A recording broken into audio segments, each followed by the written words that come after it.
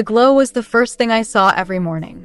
Before the sun, before my husband's face, there was the pale blue light of my phone. Studies say the average person spends over 6 hours a day staring at screens. 6 hours. That's a quarter of my life dissolving into pixels and notifications. And yet, when I heard that statistic, part of me scoffed. Not me, I thought. I'm not addicted. Famous last words, right? Because not addicted looked like checking email before I even got out of bed. It looked like scrolling through social media during breakfast, barely tasting the food. It looked like phantom vibrations in my pocket, the desperate urge to see who was messaging me, even if no one was. My phone was an extension of my hand, a digital appendage I couldn't seem to sever. I used to read. Remember books? The smell of paper, the weight of a story in your hands. Now, words came in fleeting bursts, 140 characters at a time. Concentration felt like wading through molasses. My mind was a browser with too many tabs open, constantly refreshing, never truly focusing. My relationship suffered too. Conversations with my husband became fragmented, interrupted by the incessant ping of notifications. I'd nod and while secretly scrolling under the table, pretending to listen. The guilt gnawed at me, a constant ache in my chest. But the pull of the screen was stronger. Always stronger. The loneliness was the worst part. Surrounded by a cacophony of online friends I'd never met, I felt more isolated than ever. Everyone seemed to be living these perfect, curated lives. Vacations in exotic locales, flawless families smiling for the camera. Meanwhile, I was trapped in a cycle of comparison and despair, feeling like I was falling short in every aspect of my life. Boost your online presence, they said. Increase engagement. But engagement with what? A manufactured reality that left me feeling empty and hollow. Sleep became a luxury. The blue light kept me wired, my mind buzzing with anxieties fueled by doom scrolling. I'd toss and turn, reaching for my phone in the darkness, seeking solace in the very thing that was robbing me of rest. Optimize your sleep cycle, articles preached. Reduce screen time before bed. Easy for them to say. They didn't understand the desperate need for connection, the fear of missing out, the relentless pull of the digital void. My creativity dried up too. I used to paint, lose myself in the swirl of colors and the texture of the canvas. Now, my brushes lay forgotten, gathering dust. Where had that passion gone? Replaced by endless hours of passive consumption, my imagination dulled by the constant stream of digital noise. Content creation is key, marketing gurus proclaimed. But I had nothing left to create. My own thoughts felt borrowed, regurgitated from the endless scroll. I started to feel like a ghost in my own life, a passive observer rather than an active participant.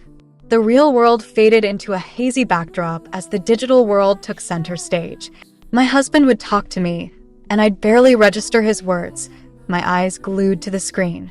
"Are you even here?" he'd ask, his voice laced with frustration. I wanted to say yes to tell him I was present, but the truth was, I was lost.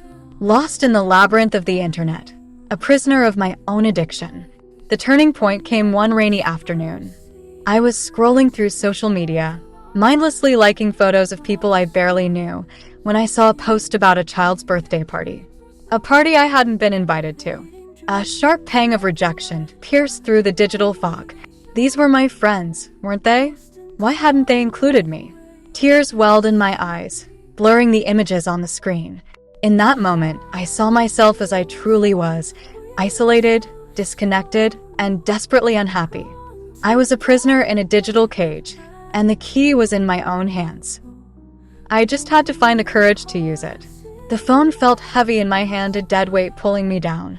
With trembling fingers, I powered it off. The screen went black, a sudden absence in the dim room.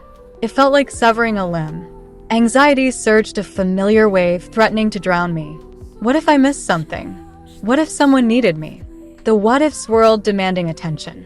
But I pushed them aside, clinging to the flicker of resolve in my chest. I decided to start small. No screens before breakfast. Instead, I sat by the window, watching the sunrise paint the sky in hues of pink and gold.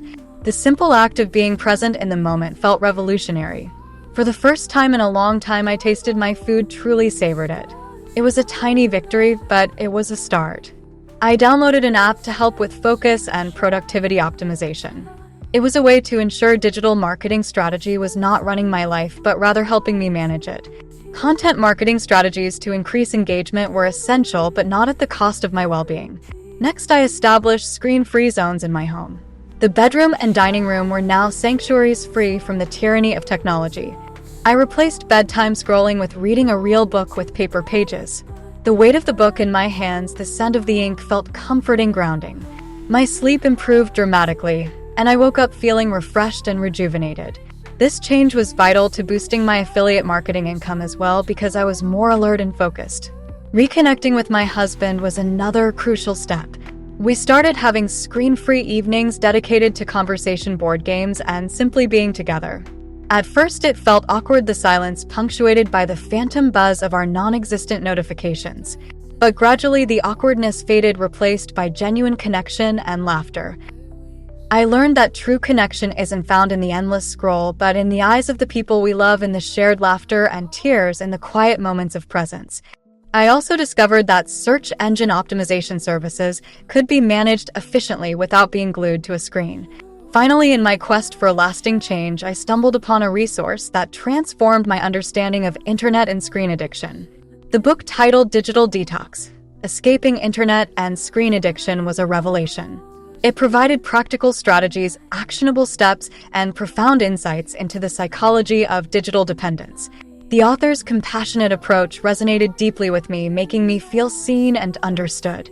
This book was not just about breaking free from screens, it was about reclaiming my life, my time, and my attention.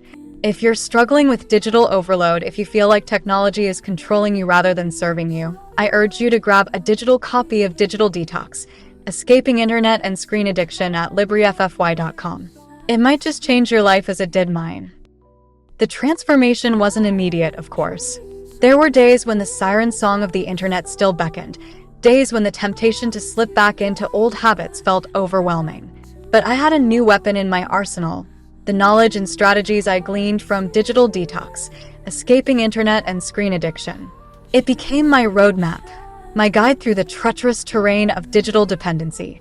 One of the key takeaways from the book was the concept of intentional technology use. Instead of mindlessly reaching for my phone, I started asking myself, why am I doing this? What purpose does this serve? This simple question brought a newfound awareness to my actions. I realized how often I use my phone as a crutch, a way to avoid boredom or discomfort. I learned to differentiate between using technology as a tool and being used by it. This understanding helped me improve my influencer marketing strategy, focusing on quality over quantity, intention over aimless scrolling. The book also introduced me to practical techniques for managing my screen time. I set specific times for checking emails and social media, rather than being at the mercy of notifications. I discovered the power of batching tasks, grouping similar activities together to minimize distractions and maximize efficiency. Implementing a robust mobile app development process also became smoother as I managed my screen time better, allocating focused periods for work. Furthermore, Digital Detox emphasized the importance of finding alternative activities to fill the void left by reduced screen time. I rekindled my passion for cooking, experimenting with new recipes and savoring the process of preparing a meal from scratch. I started taking long walks in nature, immersing myself in the beauty of the world around me. I joined a local book club, connecting with like-minded individuals who shared my love for literature. Affiliate marketing program success also came more naturally as I had more time and mental space to dedicate to it. Beyond the practical strategies, the book offered a profound exploration of the psychological factors that contribute to internet addiction. It helped me understand the underlying needs and desires that I was trying to fulfill through my online activities. I learned to recognize my triggers and develop healthy coping mechanisms for dealing with stress, anxiety, and loneliness. This self-awareness was invaluable, transforming not just my relationship with technology, but also my overall well-being. Understanding search engine marketing best practices was now about efficiency and effectiveness, not just endless hours online. One of the most impactful sections of the book was the chapter on cultivating mindfulness. The author introduced me to simple meditation and breathing exercises that I could incorporate into my daily routine. These practices helped me become more aware of my thoughts and emotions, allowing me to observe them without judgment. I discovered a sense of inner peace that I hadn't known was possible. Even when managing a complex pay-per-click campaign management, these mindfulness techniques helped me stay grounded and focused. As I continued to apply the principles outlined in Digital Detox, I noticed a profound shift in my life. I was more present, more engaged, more alive. My relationships deepened, my creativity blossomed, and my sense of purpose was renewed. I no longer felt like a ghost in my own life. I was fully present, fully alive, fully me. Utilizing effective email marketing automation strategies became less about overwhelming myself with tasks and more about streamlined, focused efforts. The journey wasn't always easy, but it was worth it. Breaking free from the clutches of internet addiction was one of the most challenging yet rewarding things I have ever done. It taught me the importance of self-awareness, discipline, and connection. It reminded me that life is meant to be lived fully, not filtered through a screen. Implementing social media content calendar strategies was now about enriching my life and sharing meaningful content rather than feeding an addiction. And it all started with a book, a simple guide that showed me the way. Digital Detox: Escaping Internet and Screen Addiction wasn't just a book. It was a lifeline, a beacon of hope in a world consumed by digital noise. If you're struggling with internet addiction, if you're longing for a deeper connection with yourself and the world around you, I urge you to pick up a copy. Let it be your guide, your companion, your inspiration. Let it help you reclaim your life, one screen-free moment at a time. Get your digital copy at LibriFFY.com. The transformation is waiting for you. The principles of digital advertising agency best practices now resonated with me personally, helping me build a more balanced approach to online work.